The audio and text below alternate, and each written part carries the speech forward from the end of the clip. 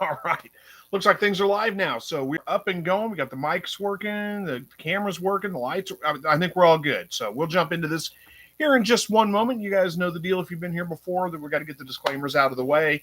This is the weekly live broadcast, pretty much every Thursday evening at 7 o'clock Central. This is where I am. You can come in here, ask questions. We're going to do our best to answer them. If I can't, someone in the chat probably can. We've got a pretty good group that shows up here on a regular basis, pretty knowledgeable, and they know a lot of things that I can't answer. They'll be able to answer for you. Uh, the only rules I have really, I mean, you can talk about anything we want to talk about for the most part, politics, religions, all that controversial stuff. I don't care. It's fine as long as you remain respectful, polite. We can have differences of opinion, still get along, and that's fine. Be family friendly. Don't start cussing anybody. Don't start calling anybody names. Don't be hateful with anybody. We'll have to kick you out. But other than that, it's pretty much all fair game. So let's jump into it. We got Maureen Veal here. Was here early. Says, good evening, everyone. I'm new to having meat rabbits. My doe is ready to kindle. She let me touch her belly tonight. She made a nest 3 days ago. Hasn't pulled any here yet. Any advice for a newbie? Yeah, and what you're describing there is perfectly normal. Rabbits, a lot of times they will build their nest a couple of days ahead of time. Sometimes they don't build them until like the day of or the day before they're going to have their babies. But that's not really anything to be concerned about if they built them a couple of days ago. Would you say like 3 days? I can't read now. I got my glasses off to clean them real quick because there's a lot of dust on them. Yeah, you said 3 days ago. So yeah, I would be watching her pretty close. Just the thing you want to do, just check a couple of times a day.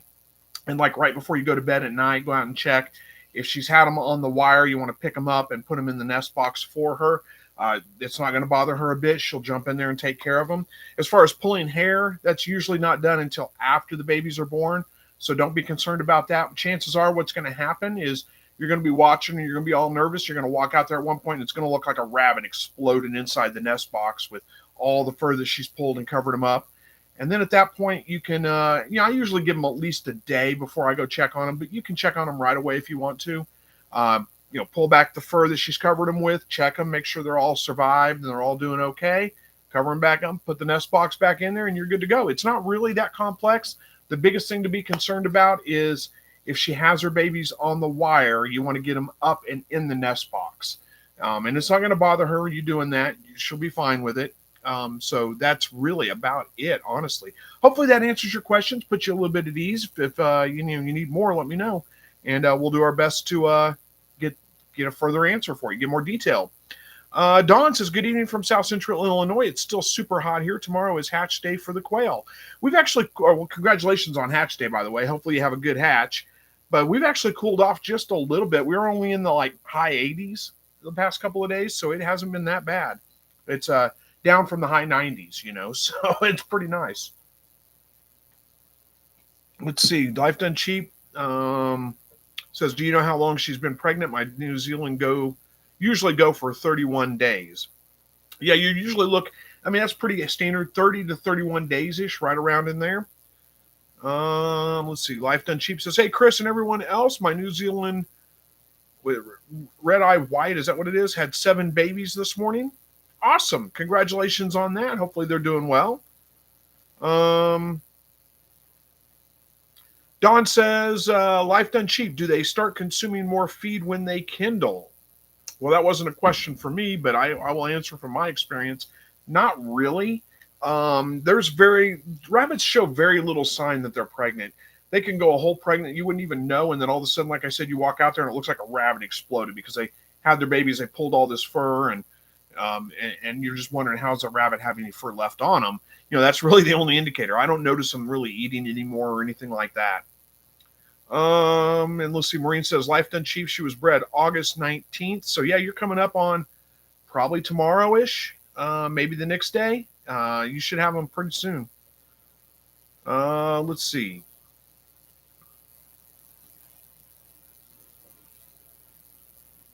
Let's see, I'm skipping a few where you guys are talking to each other. That's all good.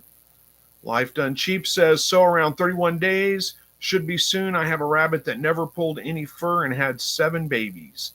Yeah, that's, sorry, I got distracted. That's pretty that's what I noticed too. You almost always pull fur, but it's usually after the babies are born. So like that's how you know they're born. You go out there and all of a sudden there's all this rabbit fur, and that's, you know, oh, she had her babies. Usually I very seldom, if ever, have had them pulled fur before the babies were born. Desert Homestead says, "Hey Chris, do the roosters need light to crow?" Yeah, they do. They're a little bit more sensitive to, well, I don't know if I should say more sensitive, a little less sensitive maybe to shorter days than hens are, a little more sensitive to, you know, as the days start getting longer. They usually start crowing before the hens ever start laying eggs. Let's put it that way. They don't need quite as much light as the hens do to continue laying, but they do need, oh, I just had a bug fly up my nose, a little gnat. Sorry, that was probably unappealing, wasn't it? Oh my goodness, that was uncomfortable. You guys can get a good laugh out of that if you want to. I gotta hold on. I'm gonna sneeze or something. Um, maybe. I don't think I got it out. Give me a second. I gotta go take care of this real quick.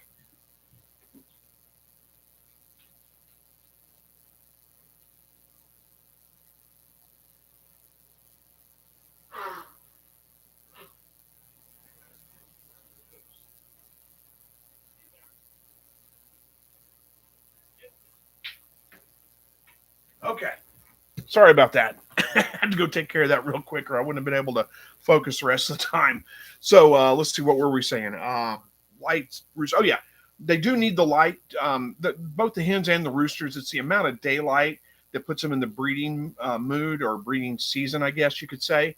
And that's what determines whether the roosters are crowing and the hens are laying eggs. So yeah, they do need the light to be crowing. Let's see. Buck Reynolds says, "Hello, everyone from Claremore, Oklahoma. Good to see you, Buck. Thanks for joining. Appreciate it. Make sure I'm not bleeding, because sometimes I get a nosebleed like that. But anyhow,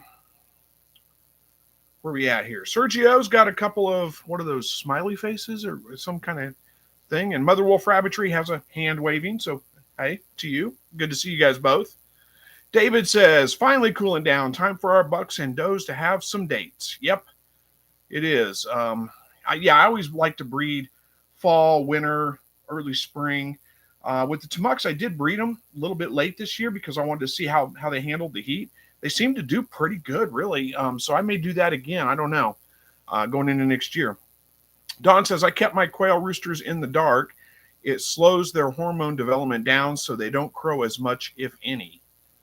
Yep, yeah, if you were to keep them much darker, I mean, still when they're first developing, I mean, they're going to start crowing a little bit usually. Not always, like you said, maybe not. But it does slow it down. It does keep it a little bit more muted, because they can get pretty loud and pretty annoying there for a little while. Okay, let's see. X-Ray Critic says, "Good evening. Don't suppose you're planning on making any more rabbit enclosures in the near future? You'd be willing to demonstrate on the video." So you mean like building new cages? Probably not anytime soon. I don't need any more cages right now, but I have done videos on, when I built cages, when probably not. I didn't do one when I built the rabbit, the shed itself. I didn't do a video on that, but the rabbit cages I built, I mean, that was one of the very first videos. The first video I ever put out was building a wire rabbit cage. And it's terrible, so you probably don't want to go watch it, but, but that was the first video I put out.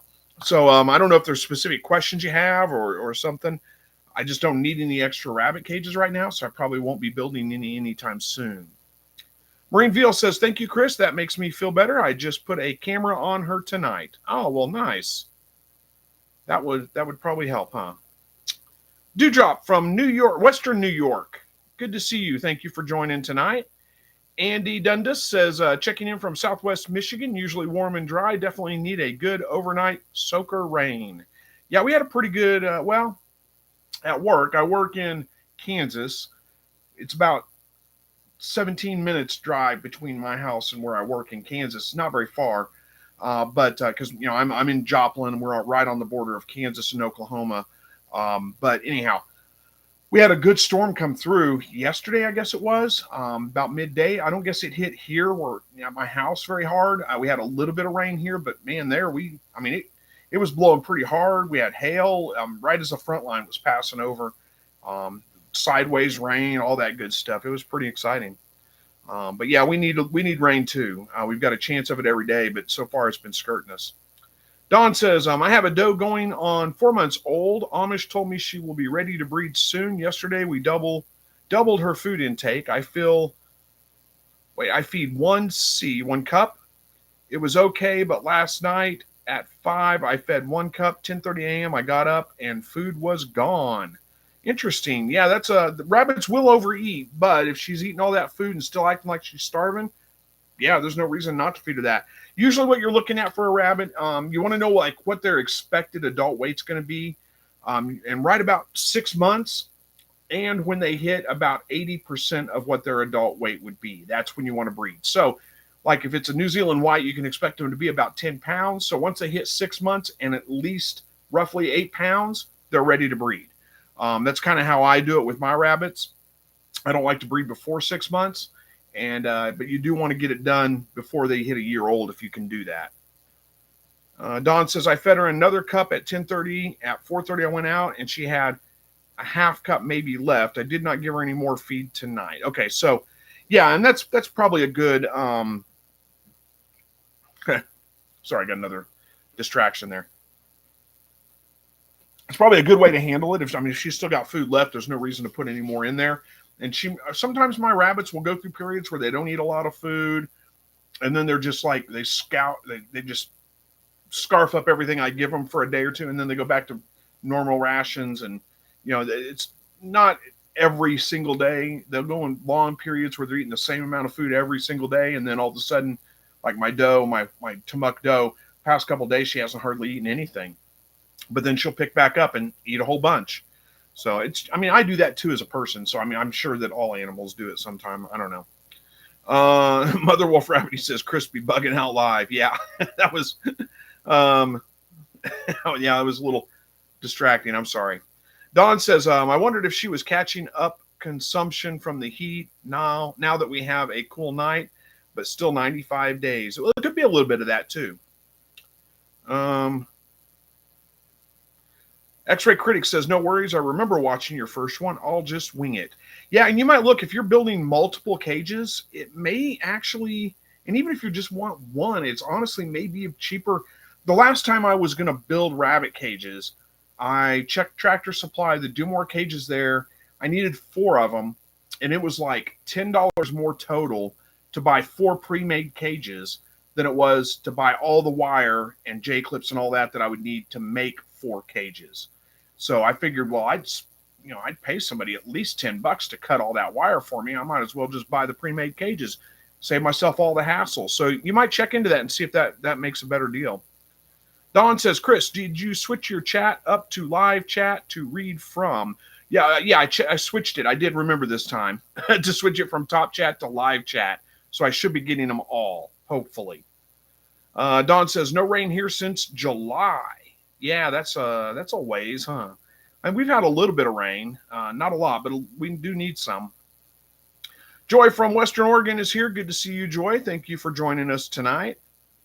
Zohar says, I built a several plastic shoebox quail feeders like yours, then added a second one on top with most of the bottom cut out.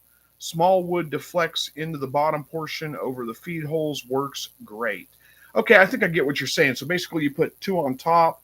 You have a piece of wood in there like a funnel kind of thing that keeps it from just overfilling and spilling out the holes, but you can fill it up significantly more. Yeah, that seems like a great idea. Dewdrop says, my splash quail are over 10 days old and are growing and feathering out nicely. One chick does not seem to have grown much at all, but otherwise is okay. How long should I wait before I call it? I don't know that there's any, it depends on what you're raising these for. If you're raising them for, you want them to be future breeders and that's it. You don't want to meat run any meat birds out of it or anything. Then, you can call it whenever you want to, honestly. At 10 days, maybe a little soon.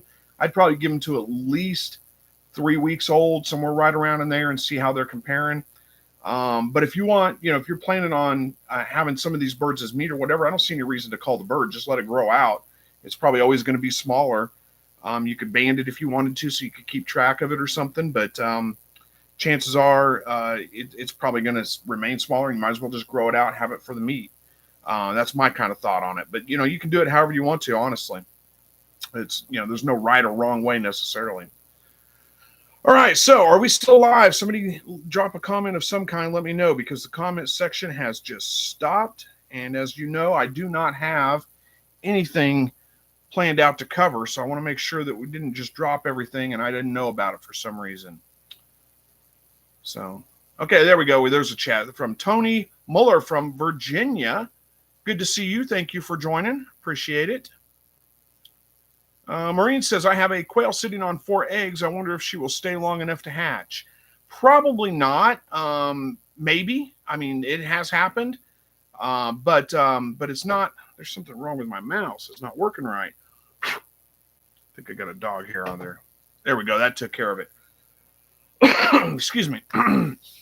Probably not. Maybe. I mean, you can give her as much time as you want to see if that's going to work or not, but it's not common for quail to hatch out their own eggs. It has happened. People have had it happen before, but they usually don't do a very good job with it. They usually don't sit the entire time. But you never know. It may be worth doing. It may be worth seeing.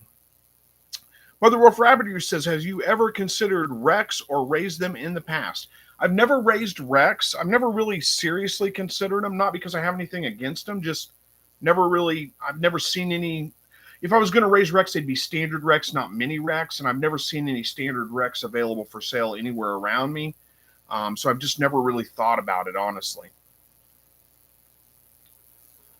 X-Ray Critic wants to know if I ever found that escaped rabbit. No, I did not. Had the trap out. It never went in the trap, never once.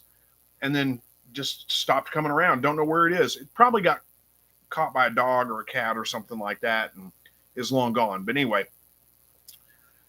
Jalopy guy says, what are your fall hunting plans? Well, it is deer season right now, just started, but it's still a little hot. It's bow season.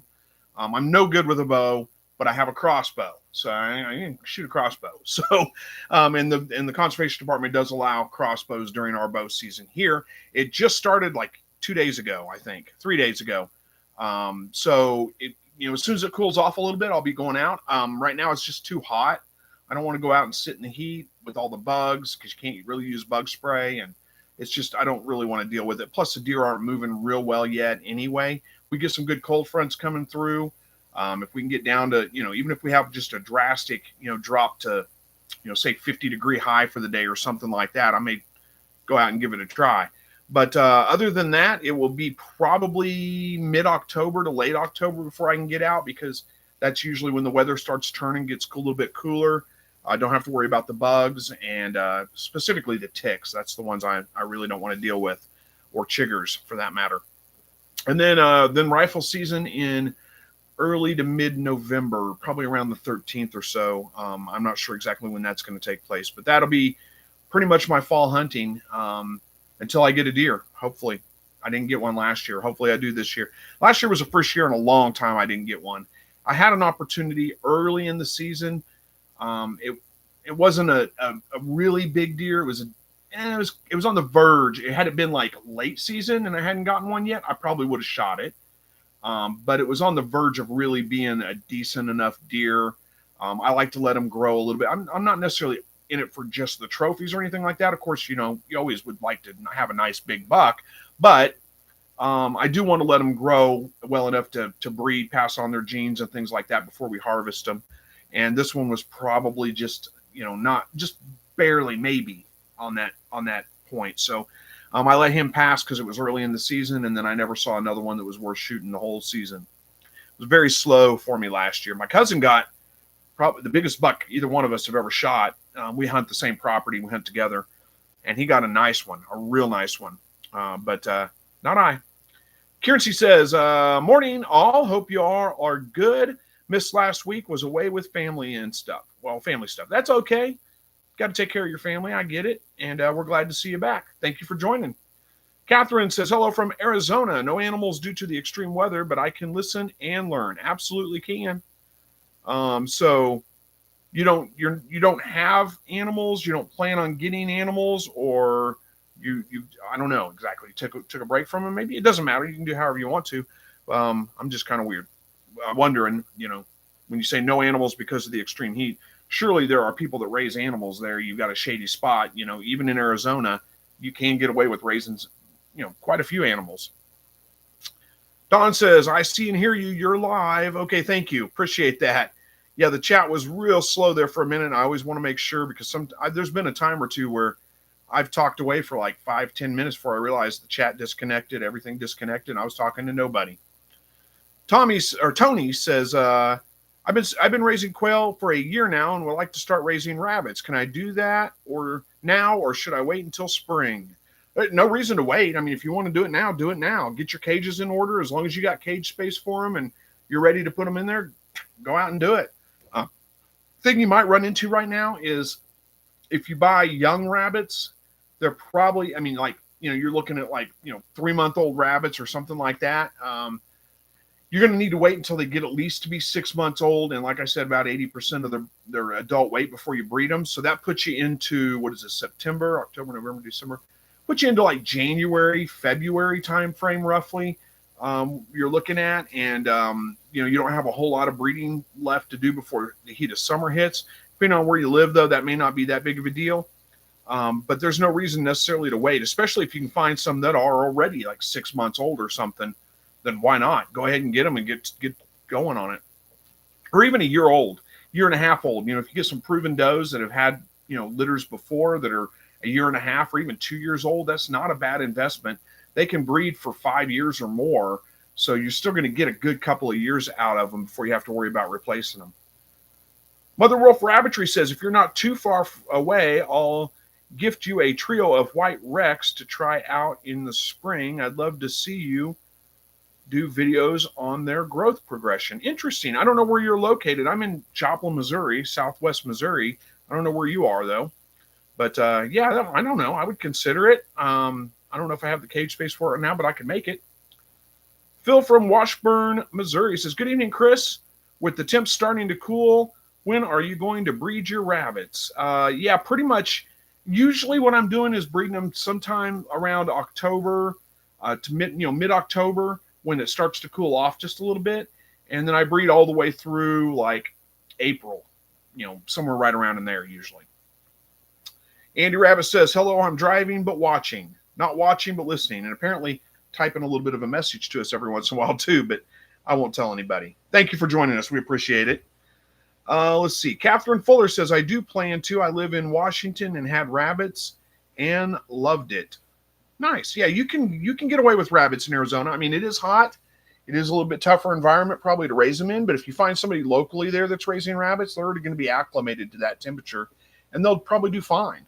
I'm sure you could do it. Let's see, make sure I'm talking to the right person. Yeah, you're Arizona, right? Shane Hesterly, I think it is, says, hello, Chris and viewers. Hello to you too. Thank you for joining. Appreciate it. How are we doing on time? We're 22 minutes in. We got all kinds of time here.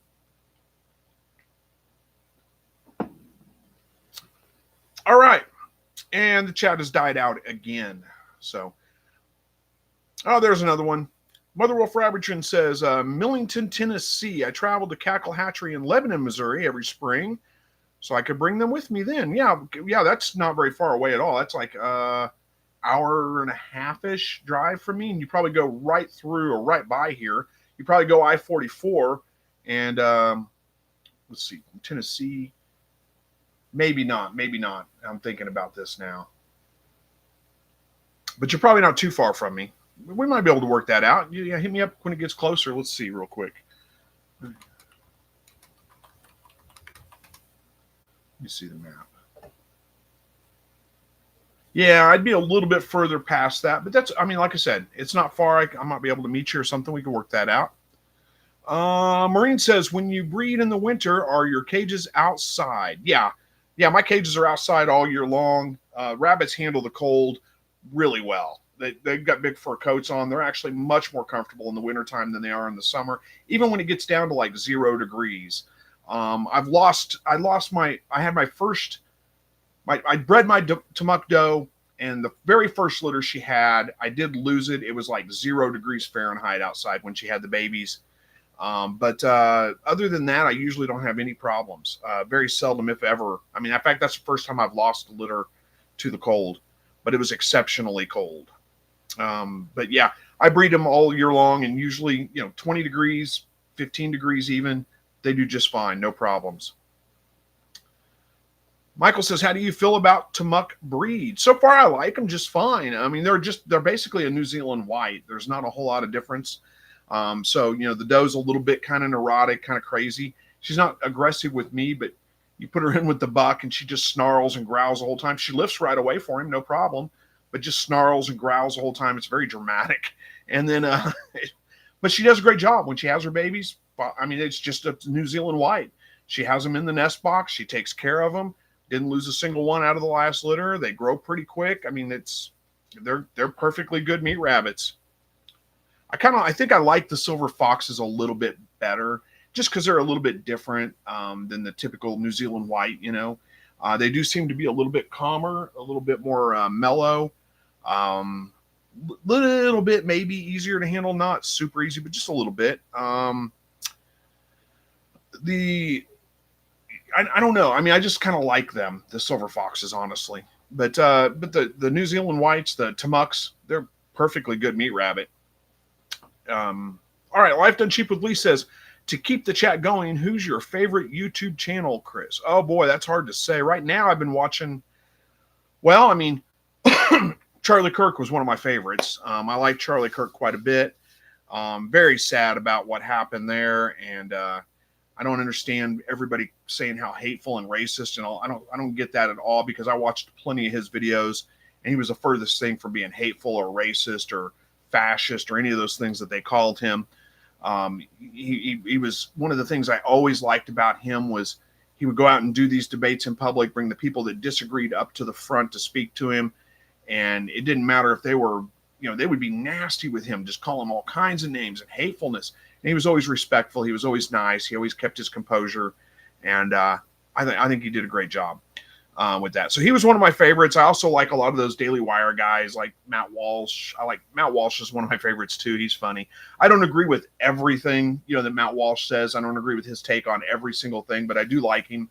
I do agree most of the time with him. And I think he's funny. Ben Shapiro, those guys. I mean, I listen to a lot of right-wing rhetoric, I guess. But other than that, I don't watch a whole lot of homesteading stuff anymore. I do occasionally pick up some, but not a whole lot of them. I just kind of got burned out on it. There is a YouTube guy that I watch occasionally. I like to watch his channel because he just seems like such a good guy. Is Midlife Stockman. He does lawn transformations, basically. He finds people that are in need. He's in Michigan, Detroit area. And he goes out these overgrown, immensely overgrown properties. Usually it's somebody that's down on their luck. They just can't get, they don't have the ability to get it under control. And he cuts it all down, transforms the lawn, makes it look great, and just does it with he's a good Christian guy. A lot of times he's like, I've seen him put roofs on people's houses because they needed it, rebuild steps for them because they needed that done. Even just help pay for a month's worth of rent for them because they were in a hard spot or something like that. And he just seems like a really good-hearted, good guy. You can just tell he's in it for the right reasons. So I like to watch him. I don't know. There's another guy, kind of an up-and-coming conservative guy that I like to watch sometimes is Nick Friedman. So he's pretty good too. But anyway, those are some of my favorites right now. I kind of change it up, and I do watch occasionally I'll watch there's another channel called Mandy in the Making that she does cooking videos. She puts out a video. I don't know if it's every week, twice a week. I don't know how often, but I watch hers because she'll test out these recipes, and she'll do 5 recipes in a video or 3 recipes in a video or something like that. So get some ideas for dinner and that kind of stuff from her. Anyway, there's a couple of them I watch. I don't know. There's probably more and I'm forgetting them. Don says, so my 4-month-old should be ready to breed and be 80% grown by Thanksgiving. So 4-month-old by probably so. SS wants to says, you mean other than slightly rednecked? I don't watch my own videos. I mean, I appreciate you guys watching them, but I don't watch them myself. But anyhow, Don says, yeah, 4-month-old, probably. I mean, you never know. Mine took my Tamuk doe. She took, I think it was 7.5 months before she got to 80% of her weight, but it was close. Don says, is it okay to kindle in winter cold? Yeah, I do it all the time. I prefer it, actually. You usually do better than they do in the summertime heat. Andy says, don't forget to hit the thumbs up button. Well, thank you very much for that. I appreciate it. Yeah, we got 32 people here. I didn't run anybody off talking about watching right-wing rhetoric, huh? But I don't know, maybe we did. Like I said, I always feel like we could have differences of opinions and still be friends. I have plenty of liberal friends. Sometimes we talk politics a little bit, but I get myself in trouble because I believe truly that we can, have differences of opinions and still be friends. So I talk about my political views sometimes, and people don't always feel the same way I do. So I have to be careful of where I talk about them. But in here, like I said, if you want to have political debates, I'm okay with it, because the only things I ask again is be polite, be friendly, don't be hateful or rude or start calling people names or any of those kinds of things. Again, we'll still be friends afterwards. Shane says, let's see, I got a quail hen that I pulled out of my original breeders. She's been alone for several weeks. I like to put my 2-month-old birds in with her. What's the best way to do this? Good question. I mean, you kind of, you're going to have a hard time. That's going to be difficult to do. If you have you might be able to move them in her cage with her. Normally, I would say if you're trying to combine older quail like that, when I say older, I mean anything over like 3 weeks. Hey, Max, knock it off. Sorry, he's digging at the carpet. If you're trying to combine quail anywhere over like 3 weeks old with existing birds that are older adults, you're going to have issues and they're going to want to fight. So I always try to say, like if you're going to do that, you want to have like a neutral space that's not like, you don't put these birds in with these birds or this bird in with those birds. You put them in all a space where it's new to them all. But with only being one bird by herself, you may be able to add that flock to there. They might not be as bad because it's new territory for this flock and she's outnumbered, so she probably won't get too aggressive. But I don't know. It's going to be tough. You might wait just a little bit, take the lights off. So if you have lights on them, turn the lights off. Wait a little while till the days get a little bit shorter. They stop laying eggs. The roosters stop crowing. Then move them in with her because they'll be a little bit more docile then, not as likely to be as aggressive. But it is going to be a tough move for sure. Let's see. Maureen says it's a lot cooler here. It's 4 degrees in the morning. Thinking I'll wait till spring to breed again. Yeah, where are you again, Maureen? You probably told me that, but I don't remember honestly. So now I bred, 4 degrees in the morning. That's pretty cold, but is it that way all winter long? If it is, maybe wait a little while. But if not, we're, typically we're looking at our winter times, mid 20s ish to mid 30s, somewhere right around in there. And they do fine. No problems with that. And other than like the day they're born, once they're born and covered up with fur, usually 3 days old, something like that, they can usually withstand it, even if it gets down below 0. It's not a problem. It's just that short window there when they're first born that's a little bit iffy sometimes if it's that cold. Alan Pulley's here, says, hey, Chris and everyone from Virginia. Good to see you. Hey, I think you won one of the bird feeders, didn't you? And you've been on a winning streak. You won the last giveaway we gave and that one of them this time too. Life Done Cheap with Lee says Charlie was a great man. I think so too. I think he was definitely, there's Zoart says Charlie Kirk was a class act and only way to smear him was to lie. Amazing debater. Absolutely. And I think he was destined to be president one day. I've said that for a long time that, man, I would have voted for him. He was just such a sharp guy. He had facts to back up everything he believed. He was a Christian and he was rooted in his faith, but he could also speak from a practical standpoint without bringing his religion into it to kind of prove some of his points. And I thought he did a great job with it. Very classy, like you said, not a hateful guy at all. Don says, hey, Chris, last week you mentioned pulling the rabbits out of the cage backwards by the scruff. I did it and it worked so much easier. Great tip. Awesome. I'm glad that helped you out. It was, yeah, it can be tricky. You try to pull them out the other way, or everybody tries to get underneath them. And it's actually, I don't like necessarily picking them up by the scruff of the neck. I will grab them right there, but I always put my hand under their bottom and kind of fold them up a little bit. The majority of the weight's on my hand here, not on the neck. I don't want to pick them up. I don't want to hurt them or anything like that. But at the same time, it's much more traumatic for them if you try to pick them up without doing that, because they're kicking, and there's a lot more chance of injury and all that kind of stuff doing that. So I think that is a better way to do that. Zara says, day before yesterday, my 6.5-week meat birds decided to start laying all in one day. I went from 34 to 36 eggs a day to 70 plus. What an overload. Yeah, that's a lot to keep up with, isn't it? Do you have a dog? Dogs love the eggs. I feed my dog. He gets, we raw feed, but he gets 5 or 6 eggs a day, pretty much all the time. Backyard Homesteader says, greetings from California. I'm going to clean out my quail cage as it rained, and I forgot to put the tarp on top. Oh, well, the rain didn't clean it out for you. But yeah, good luck. I know that can be a mess, but I'm sure it'll go okay. Mother Wolf Rabbitry says, what are your current average growth rates for your rabbits at 8, 10, and 12 weeks?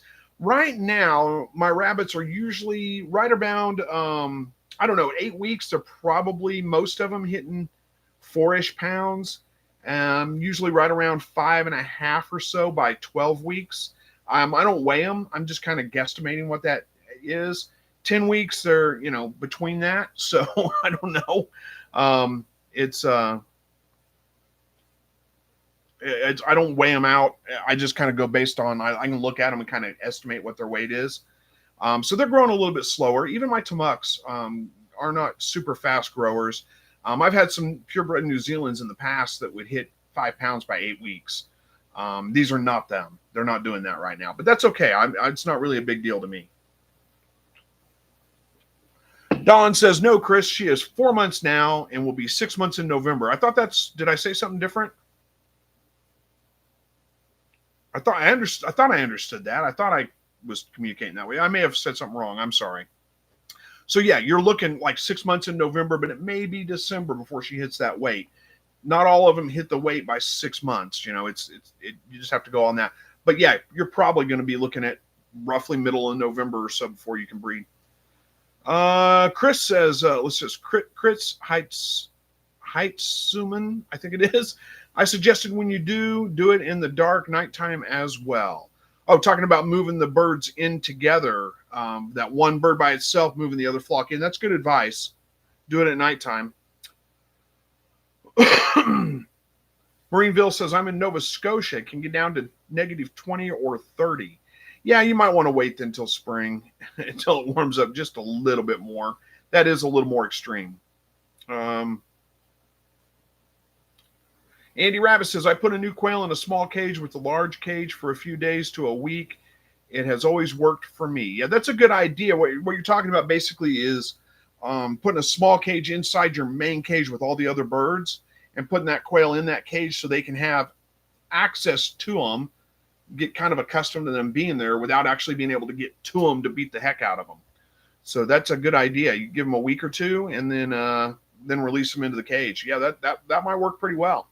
Zora says, have you ever tried to make powdered quail eggs? Think I'll give it a try. I've never tried it, actually. I've never tried to make powdered eggs of any kind. I don't know. Maybe it's a good idea. I don't know. Never tried.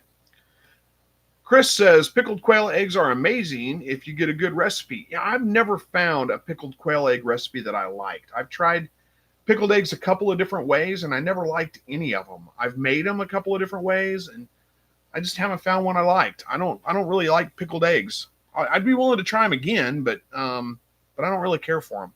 It's one of those things. It's not like I just strongly despise them.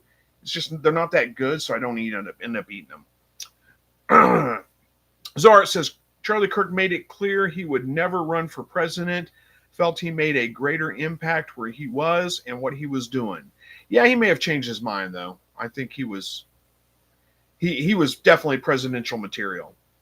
Chris says, how do mama rabbits pick up and move their babies? They don't, actually. That, yeah, mother rabbits don't pick up and move their babies like cats and things would. Sometimes you'll find like a baby outside of the nest box, and you'll think, well, the mother rabbit picked it up and moved it there, but that's not the case. Usually they pull them out like they're attached feeding, and they don't let go while the mother jumps out of the nest box and pulls them out with them as she goes. But no, they don't move their babies around like that. Alan says, yes, I did win the bird feeder too. I haven't gotten it yet, but hopefully soon. Excited to set it up. Well, awesome. Congratulations on that. We've been getting some pretty cool videos of some birds. I've got a video of a mother cardinal and a young cardinal, and the mother's picking up seed and feeding it to the baby and letting him eat some too. And it's kind of neat video. So Swanson says most rabbits don't pick up and move their young. Yep, I agree. Don says, I saw a video where a man picked his rabbits up from the hips, head down, freaked me out. Looked like it hurt. Yeah, that seems awkward and not a good idea. I don't think I would do that. That does seem like it might lead to injury for sure. Backyard Homesteader says, how long can I free range my adult chickens and when are they fully feathered? Your adult chickens, huh? I guess you can free range them for as long as you want to. I mean, why not? You may have to supplement their feed, of course, depending on, what they've got available to eat and all that kind of stuff. But what kind of chickens are these? Are these egg laying chickens? Are they meat chickens? I don't know what we're talking about exactly. But when are they fully feathered out? Usually, let's see, the Cornish cross, when I raise them up, you're usually looking at about roughly 4 weeks, I want to say. 3 to 4 weeks, somewhere right around in there before they're really, and Cornish cross never really fully feather out. But that's when they're mostly feathered out. Let's put it that way. I'm really not a chicken expert though, so I couldn't tell you other breeds. I don't know. Desert Homestead says, I set 38 eggs and Sunday was lockdown. I candled and only ate good. 5 hatched on Tuesday. I'm installing brighter lights while I'm listening. Haven't heard a crow in weeks. I get 3 to 4 eggs daily, 8 hens. So you've got 8 hens, you get 3 to 4 eggs daily. Give them a little bit of time, they'll probably pick back up. I'm not sure what kind of lights you have on them right now, but you said you're installing brighter lights, so that's probably going to help if you had super dim lights. It is that time of year. If you don't have lights on them, we're getting shorter days. They're starting to slow down. But if you do keep lights on them, and really if it's bright enough to read by, it's usually okay. It doesn't have to be super bright, but get it up to 14 hours a day of light with the daylight combined with your extra lights you're running. They'll pick back up. Start checking your fertility on your eggs. Setting 38 and only had 8 good and 5 hatched. I mean, it's a good hatch out of the good egg, or the eggs you had that were good. That's a pretty decent hatch, not bad. But yeah, 5 out of 38 eggs is not good. So, you may have a fertility issue. If you don't know how to check fertility, it's pretty easy. Crack a couple of eggs open. If you have scissors, do it that way so you don't bust the yolk up, and dump them out. I usually do like 10. Dump them out in a bowl and check. There's a little white spot on the yolk.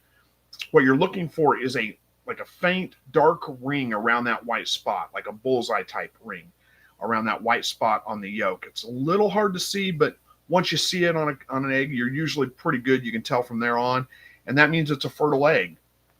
If it has that little dark circle, it's just a faint dark circle around that white spot on the yolk, then you can kind of compare. Like if 9 out of 10 eggs were fertile, well then you got pretty good fertility. You may want to check your incubator and make sure that you're not having temperature issues. The temperature's reading correctly on the thermostat. Get a couple of calibrated thermometers, throw them in your incubator. Verify that they're reading the same as what your incubator says the temperature is. You may have to adjust it a little bit to get it right on. But those are the kind of the steps that I would go through. Shane says, I was thinking it would be easier to move the new flock to her versus the opposite. I can put them in a different cage. How long would I need to leave them there before moving them to her cage? So, you're talking about moving them to a different cage, I'm not sure if I understand your question. So here's the ways I would do it. Andy Rabbit gave a good suggestion. If you have another small cage you could put inside the hutch with all the other birds, you can put her in it. and or put her in it in her own cage and move them all in. Give them a week or two where they can be around her without being able to get physical, access to her, and then let her out and see how she does. If you don't want to do it that way, then you can just move them in and see how it goes. Just take your chances and see how it goes. I'm not sure that you would want. I mean, moving them to another hutch by themselves and giving them some time there and then moving them in is not really going to do anything for you. So you're looking at either, reducing the amount of light, getting them all calmed down, out of breeding mode, stop laying eggs, stop crowing, and then just combine them. Put them in her hutch, or move them all to a hutch that's new to all of them. That would work. Or that may work. I mean, may not. You may still end up with some issues. Wishful Dreamer says, do you have a favorite style of processing method that you prefer to eat later from storage? What? Have you ever, and it goes on to say, have you ever heard of anyone freeze drying rabbit or quail? I'm sure people have done it. I don't know if I've heard of anybody doing it right offhand. When you said, okay, do you have a favorite style of processing method that you prefer to eat later from storage? So I don't know. I'm not sure if I completely understand your question really, but with rabbits, I mean, I process them the same, whether I'm going to eat them soon or later. It doesn't really matter. I'm just processing the same. With the quail, I process them the same as well. The key is really let the meat rest. If you're going to, you could cook it right away, or it's best to let the meat rest until rigor mortis leaves. So with rabbits, you're looking at 3 or 4 days, something like that. I usually let them set for a week in the fridge. I like to dry age them rather than wet age. I don't put them in salt water or ice water or any of those kinds of things. I just put them in the fridge in a big bowl, cover it lightly with a paper towel or something, so it's not just a big bowl of raw meat sitting out there, for a week roughly. I put them in freezer bags and stick them in the freezer at that point. Same thing with quail. They tend to age a little bit faster, so you don't necessarily need a whole week, but a week's fine if they're in the fridge. And a couple days, and then put them in freezer bags, put them in the freezer. I don't know if that answers your question. Hopefully it does, but we'll see. SOS Swanson says, I freeze dried quail already cooked. That way they can be snacks. Well, there you go. I've never had anything freeze dried that I really liked all that much, so I don't know. Chris says, Chris, I nailed down an old-fashioned, a spicy jalapeno, and a honey mustard. If you want to give them a try, I will see about digging out the recipes. Maybe. I don't know. I'm not too excited about pickled eggs because I've never found one that I liked. But I don't know. Maybe I'll try them. You can send them to me if you want to. Backyard Homesteader says, today is the day that my extra jumbo brown, today is their bad day. LOL. Yeah. Well, good luck with that. Hopefully that goes well. My nose is itching. I mean, somebody's going to come and visit, right? Hopefully not another gnat. Shane says, my quail cages are connected. The hen is right beside the 2-month-olds and can see each other and make contact through the wire. Okay, well, that's good. You might be able to combine them then with really little to no issue. I think if it was me, of course, I do things a little different than everybody. I don't really worry. I would just do it. I would just throw them in there with her and hope for the best. And if, they end up like killing her or something, well, oh well, it happens. I know that sounds heartless sometimes, but it's just the way I do things. Backyard Homesteader says, bantam chickens. Oh, that's what kind of chickens you have. Yeah, I don't know, honestly, how long it takes them to feather out completely. But as far as like free ranging them, I mean, you can free range them forever if you want to. Maybe somebody else here can speak more specifically to how long it takes them to feather out. S.O. Swanson says, when you hydrate them, they don't take on too much moisture, only what they need. Just allow it time to reconstitute thoroughly. Interesting. Big Ross says, if Peter Piper picked a peck of pickled peppers, how many quail did he eat for lunch? I don't know. Good question. Maybe 2. I mean, that's as many quail as I eat at a time. Zohar says, let's see, I got my neighbor started in quail. He leaves lights on 24/7. I told him I found that strange. Is it bad or okay for quail? I believe that they probably do need, and S.O. Swanson's saying the same thing. He says it can be it can cause stress it would be like leaving your lights on 24/7, no rest cycle. And maybe, I've heard that. I don't know how much. I haven't really.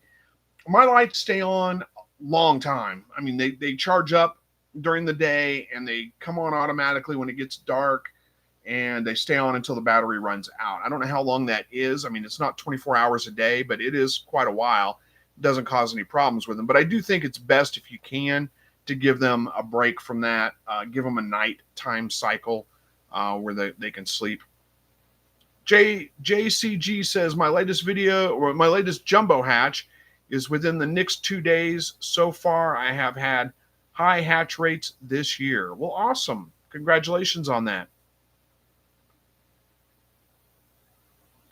Chris says at Big Ross, the answer is 2 quail. That's how many will fit in the pickle jar. All right. Backyard Homestead says, I have button drama.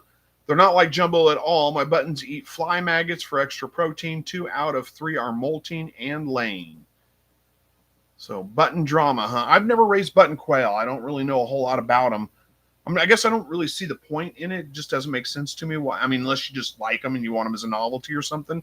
I don't really get it. But anyway. Zora says, never had any luck combining adult quail up to 3 weeks old. Added in, never a problem. Yeah, I've never had good luck combining adult quail either.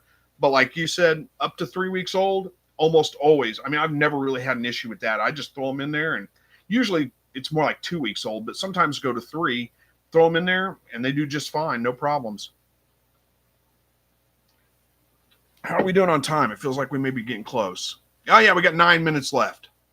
Don says, the last 4 quail hatches, the day before or during hatch date, I whistled like a baby quail screams, and the eggs will rock, letting me know that they're coming. Works every time. Interesting. Never tried that. Maybe I will some point. JCG says, let's see, my quails have side-by-side cages, and I never have a problem swapping out as long as they are not the white jumbo. The white one have a crazy gene, and I don't need a reason to harm other quail. Yeah, that's a good point, too. I don't have my quail hutches are side-by-side, but there's a big gap between them, so I've never tried quail cages right up against each other where they could see each other and get, kind of almost touch, I guess, through the wire. That might actually be a good way to do it. So then you can move birds back and forth like you wanted to, like you said. But yeah, you're right. My experience with the white ones, they were the most aggressive birds I ever had. They were horrible. Buck Reynolds says, take a chicken about 6 to 8 weeks to feather out. Thank you, Buck. Appreciate that. Yeah, I was saying closer to 4 weeks, but you're probably right. 6 weeks is 6 to 8 is a good assumption. Kearney says my latest hatch is 2 weeks old now. Had 9 out of 12 eggs hatched. Got a good mix too. Well, awesome. Congratulations on that. So Don says to Andy Rabbit, happy birthday. It's your birthday? I didn't know that. Happy birthday, Andy. Hope it's a good one. Bahamas Landy says, hey, Chris, just wanted to say hello from the Bahamas. I started quail last year because of your videos. Well, nice. Thank you for stopping in. Thank you for saying hello. And hopefully your quail are doing well. Glad to hear that you picked up a good hobby, I guess. Don says, buttons are not Coturnix. Yeah, I don't know who you're... I know. They're totally different. They're a different species altogether. I'm not sure if somebody else was confused by that. Buttons are tiny, like button. They're very small. So, and I think don't they like aren't they like monogamous? They have they bond for life with one partner and that's it. I think I may be wrong on that one. I don't know. But yeah, to me, buttons were never worth putting any thought into because they're so small. They wouldn't be a good meat bird, and their eggs are tiny. I mean, I just don't. And they are kind of cute, so I get it. If you want to raise them because they're cute, but other than that, I don't see any point in them. But that's just me. All right, how are we doing now? No chat coming through. Everybody's ready to call it quits, I guess. Oh, there's a few more. David Lister says, we have 7 Mexican speckled quail. They are too small for a meal, but the Dalmatians love their eggs boiled. Interesting. Mexican speckled quail. They're not, yeah, that's not bobwhites, right? That's a different type, I guess. S.O. Swanson says no, sorry, no, buttons are not monogamous for life. Those hens are, well, never mind. This is a family friendly channel.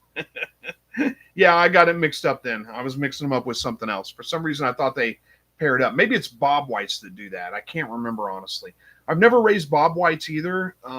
Just you'd have to have a permit to do that here because they're a native bird. But Backyard Homesteader says 2 out of 3 of my bantams are laying.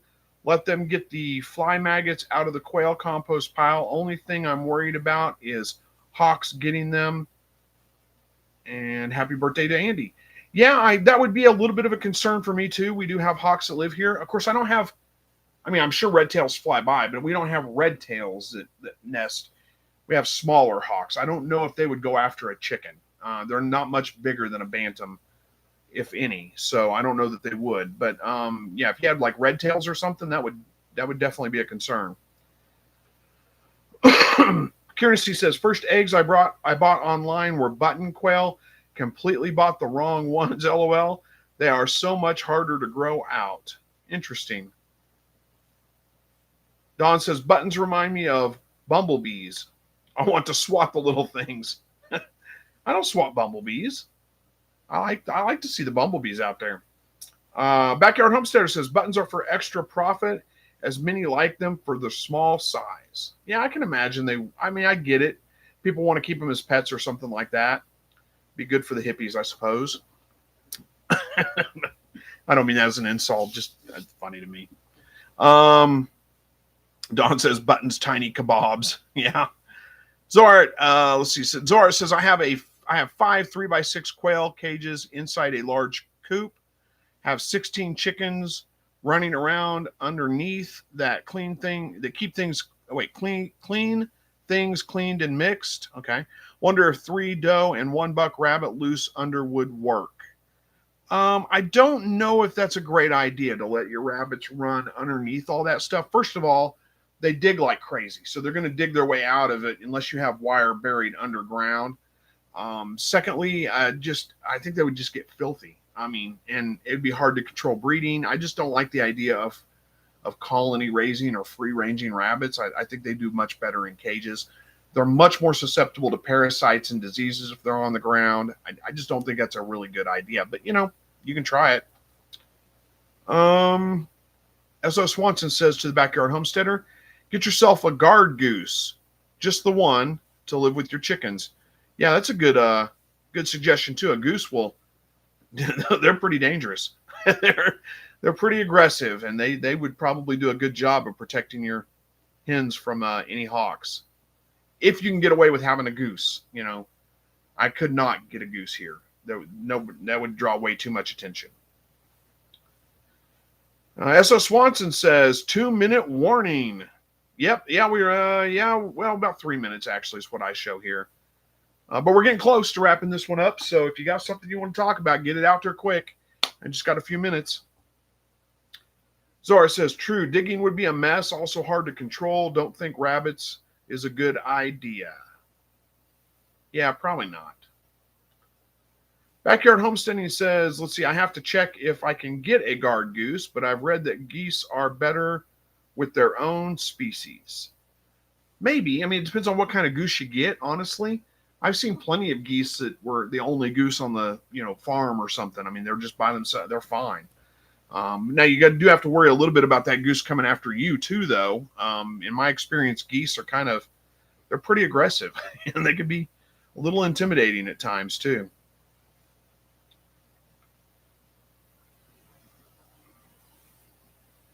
Okay, now we got 2 minutes left. And there's another one. Oh, Zoar saying good night to everybody. Well, good night to you too. Thank you for joining tonight. I appreciate that. Oh, excuse me. Oh, yawning. I guess I talk too much too fast. Wore myself out, I suppose. I don't know. Kieran C says, I've had a goose chase me at a property. I was there for work. LOL. Yeah, I've had geese come after me too. Shane says, we've had geese, never seen a docile one. Yeah, I don't know that I have either. S.O. Swanson says, Cog Hill Farm has a guard goose. They have others, but this one was raised with and lives with the chickens. Yeah, interesting. I mean, you could do that. Yeah, if you got a small one, raised it up with the chickens. Yeah, I mean, I'm sure that would work pretty well.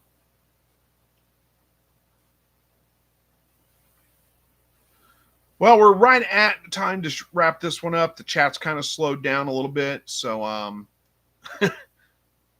Gunkling and Palin says, what's good for the goose, Chris? Hey? Yeah, I guess so. Probably a good time to wrap this one up. So, thank you guys for joining tonight. Appreciate that. It's always good to hang out with you for a little while. Should be back next Thursday. Don't see any reason why I won't be. And until then, as always, God bless. We'll see you guys later.